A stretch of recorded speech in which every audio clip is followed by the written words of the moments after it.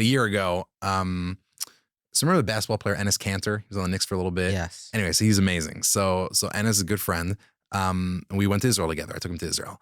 And while we were there, I mean, Enes is like a Turkish dissident. I mean, he's a very brave person. Oh, he spoke out. Yeah, Right, very yeah. much so.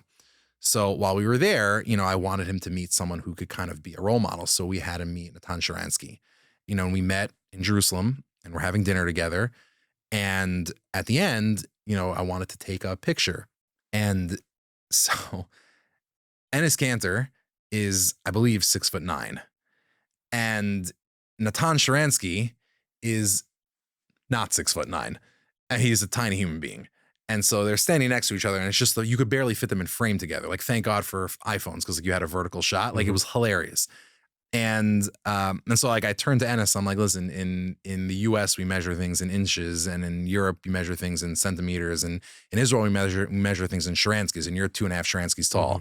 And it really, like, it's, by the way, the funny thing was, after that, so Enes was hosting a basketball camp in Israel, which we set up with him, and Sharansky was I think involved in some sort of chess tournament at the time. Either way, chess somehow came up. And he said to Enes, so Enes said, like, why don't you come to our basketball thing?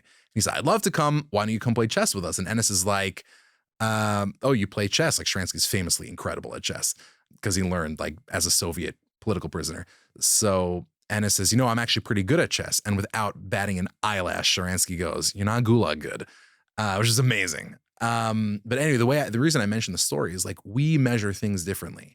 And there are all sorts of measures of wealth that you could use. There's at the national level, you could think of GDP, you could think of net worth, you could think of, a stock portfolio, whatever it is. But at the end of the day, we measure wealth in a way that doesn't ignore those things. It takes them into account, just like it takes every measure of human accomplishment into account.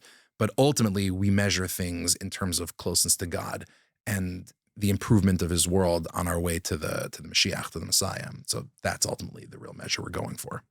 Okay, so a few rapid fire questions for you to wrap this up.